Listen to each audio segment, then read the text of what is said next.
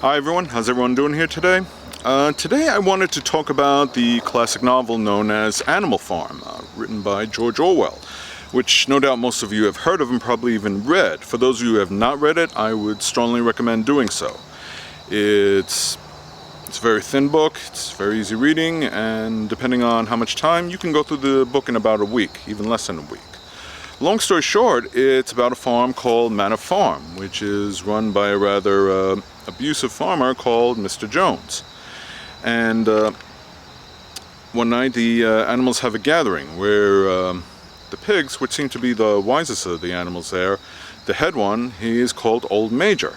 He's the elder pig, he is the wisest of all the animals, and long story short, I don't want to give too much of the story away and spoil everything, not go into too many details, but he pretty much says, your lives have been, exploited, used for the greater good of man. That is pretty much your purpose in life. You're like slaves to the human race.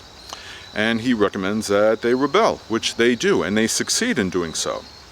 And the pigs actually, nominate themselves to be in charge, like the administration or the government. And the head pig, his name is Napoleon, who's a rather an aggressive pig, and usually gets his way when he wants it. And they set up a certain rules where they have the slogan that is, all animals are equal, 4 legs are good, 2 legs are bad, obviously. And the animals go along with it, and everything seems pretty fine for them. They run the farm on their own terms and everything. They don't feel like they're being abused or exploited in any way, and everything seems good. But after a while, throughout the novel, they start noticing that the rules slightly change here and there, every now and then. And that more and more, the rules are more in favor towards the pigs that are running the show, and the other animals are kind of getting the short end of the stick. Long story short, by the end of the novel, they actually show the pigs walking around on 2 legs and actually wearing the clothes of Mr. Jones.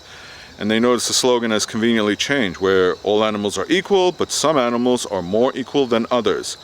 4 legs good, 2 legs better.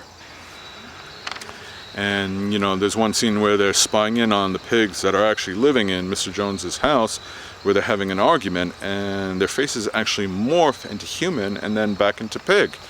And the animals are just, mystified by what they're seeing, because they can't tell the difference between the two. It's like the transition into corruption is complete. The pigs are pretty much devolved into the very thing, and are committing the very same crimes that the eldest pig, who died early on in the novel, Old Major, had warned them about. So,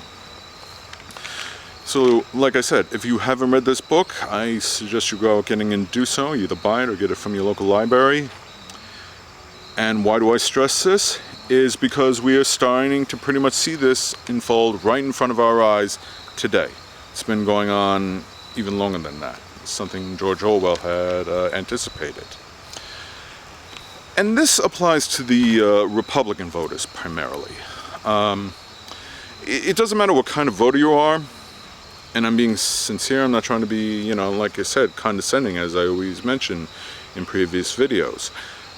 Whether you're a new voter, or somebody who's been voting a while, or may or may not be a Trump supporter, or you're somebody who is just full-blown MAGA. The question I have is, you're free to choose to vote who you vote for. That's fine. I encourage people to get out and vote, but I try not to tell them who to vote.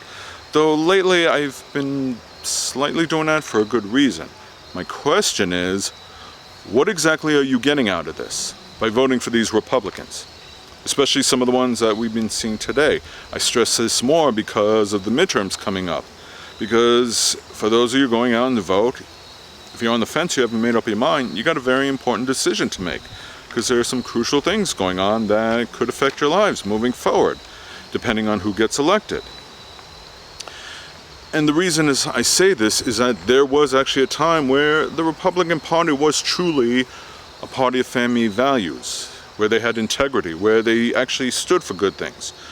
They didn't always agree with the Democrats, but there were times where they could work together to make progress, to get things done for the American people. We have not been seeing that lately for several years.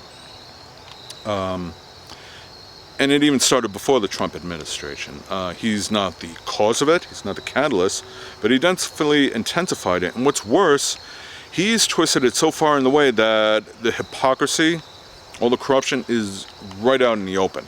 I'm not just talking about the racism, I'm talking about the bad policy making, the vitriol, and just tainting people's minds with constant lies. My question is, what are you really getting out of this? I'm not talking about the rallies where you go there and you get entertained. That's for like the MAGA crowd, saying all these stupid slogans like lock her up, send her back. Does it entertain? Does it get you energized? Sure it does, I can see that. But what does that do for you? What does that do for your families? And the answer is not a hell of a whole lot. Which begs the question, why are you voting for some of these people? And, you know, it may sound extreme where I'm saying, you know, maybe you're better off becoming Democrat or registering as a Democrat. No, I'm not necessarily saying that. I voted Republican in the past, even though I'm registered as a Democrat, though I lean more progressive. I'm not necessarily liberal. In some of the news I've seen with some of the rallies going on with the up-and-coming midterms, some Republican voters said it the best. They say, I'm still a Republican. I didn't leave the Republican Party. The Republican Party left me. And that pretty much sums it up. And what I'm talking about is that they're constantly doing things to strip away the rights, whether it be related to voting, abortion access, and what's worse is they're saying it right out in the open. They are actually doing it. You know, they're not trying to be stealth or discreet about it. They are outright saying this in the open. Case in point, you know, people like Lindsey Graham, Mitch McConnell, Rick Scott, they're talking about making cuts to Medicare and to Social Security. My question is, how is that going to benefit the American people? They're not really talking about doing anything good for, you know, healthcare. During the Trump administration, he was always trying to dismantle it, which is fine if you have a contingency plan, if you have a healthcare plan to replace it with to help the people. Mike Pence, who was the vice president back then, was pretty much like, well, we'll dismantle it, but we'll come up with a better plan later on. Okay, so during that grace period, while you're coming up with a better plan, how is that going to help the American people? What are they supposed to do? The ones that don't have that health care or that have lost it because you did away with the Affordable Care Act, Obamacare. Again, how is that helping Republicans? What is that doing for you, the people in these red states? And why do you consistently vote for them, you know, when they're constantly doing things to undermine your rights, undermine your livelihoods?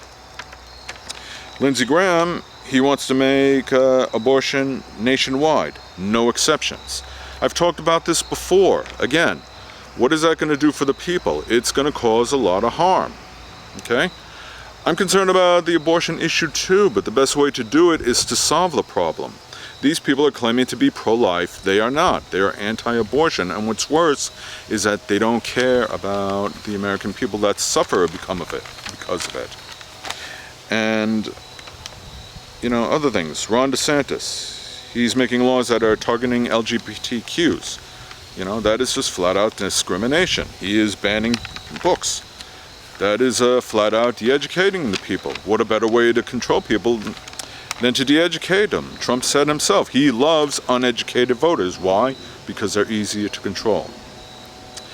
And now we got people like Herschel Walker, who, you know, has been recently in the news that he used to be all out against abortion. The same, with no exceptions. Oh, but it turns out he had a mistress that he had a child with, and that he paid for an abortion with her, which originally flat out lied, and eventually evidence came up, and lo and behold, it turns out to be true. And all the politicians, they don't care. They're getting behind them. Why? Because they are simply looking just to win. Okay? They're not interested in doing things for the American people. They want to control the Senate. They want to control the House. And with that control, that would give them pretty much free range to strip away more rights. And this was said pretty much by a woman named Dana Lash. She put it as, winning is a virtue. And when she talked about abortion, she described these women who need abortion as skanks. What is she pretty much telling you? Is that it's about control. And when you vote for these people, you pretty much say you're voting to be ruled. You're pretty much giving up your lives, your rights, and your livelihood for these people. Maybe there was a time where you could say you didn't know. You certainly know now. Maybe you just don't care. But like I said, you can't say you don't know.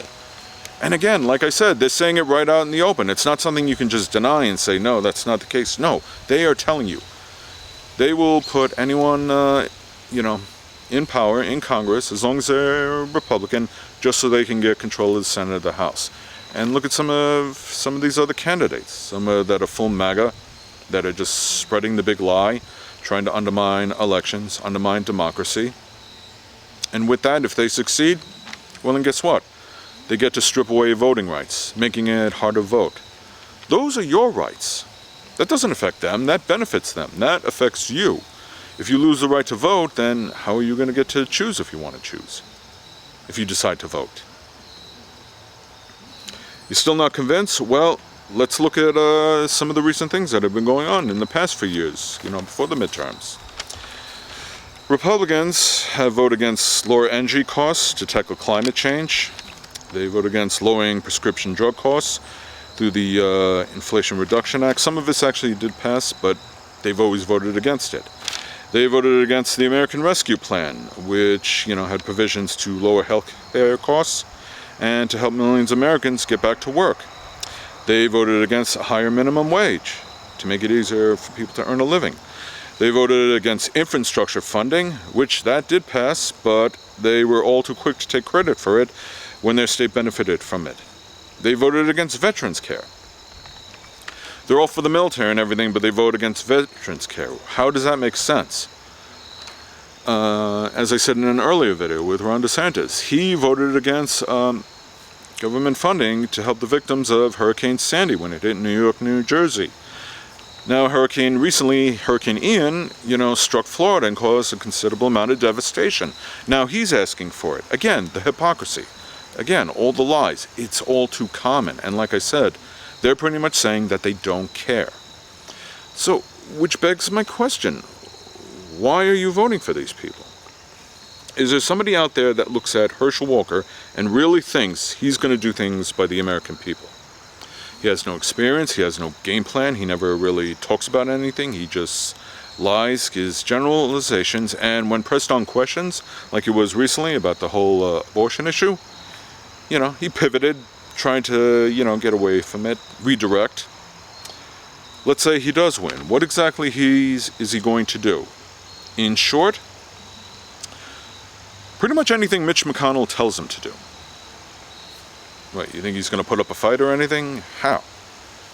He won't have any power. Sure, he'll have the title of senator and everything, but look what happens when certain senators or congresspeople don't play the game. Case in point, Liz Cheney and the other one in the wheelchair, blanking on his name, but when they went against their values, their agendas of corruption, they pretty much voted them out. So Herschel Walker is either going to get on board with their program and do exactly what Mitch McConnell tells them to do, or they're just going to get rid of him. Same thing with, Dr. Mehmet Oz, who from New Jersey, running in Pennsylvania, a state that he knows little or nothing about, which we've seen time and time again in his ads and interviews. He's not going to do anything for the American people. He is as wealthy as can be and well connected, so his upside is just to enrich himself in more power and more wealth, and that is the point. That's all they're interested in. This Republican Party has degenerated into this party of self-interest, just the way the pigs and animal farm, took control and then slowly modified the rules to benefit themselves. You're seeing it here in the GOP today. So it's not too late to stop them. And the way to stop them is to get out and vote. Vote in the people that do care. Vote in the people that, are proposing, to make benefits to healthcare, to infrastructure, to increasing the minimum wage, to expanding abortion rights so that people's lives, women's are protected. I would love any Republican voter in the comments box to really give me a good reason, okay? Why some of these people that we've seen recently, from Donald Trump down, who's probably the worst offender of them all he does is go on these rallies, which, just continues talking about lies, about himself, and nothing that he's going to do for the American people. He had his chance, he could have, but he chose not to. Tax cuts for the wealthy, that was his greatest accomplishment. Okay? In the end, Republicans, for the most part, the voters, they got little or nothing. I would love, and we're seeing with the Matt Gaetzes, the Marco Rubios, the Ron DeSantises, the Jim Jordans, say nothing about the really twisted sycophants like Marjorie Taylor Greene and Lauren Boebert. These people are not going to do anything for you. I would love for you to put something in the comments and say, no, when he was in power, he did this for me, and I did well on it. You might be able to cherry pick a handful of things, but on the whole, because it's not about you, it's about your family, it's about your neighbors, and other people in other states, regardless of whether they're blue or red states. Are they really doing anything for you? If not, I would strongly recommend you go out and vote them out. You can vote blue across the board and still be a Republican, because I think there is a possibility in time that the Republican Party could redeem himself if you get rid of enough of these sycophants, if you put this whole MAGA thing to bed and put an end to it once and for all. See to it that Donald Trump doesn't get back in office, because once he does, it's going to be, the same chaos and the self-interest and the same corruption all over again. Put an end to that. Think about yourselves. Think about your families, okay?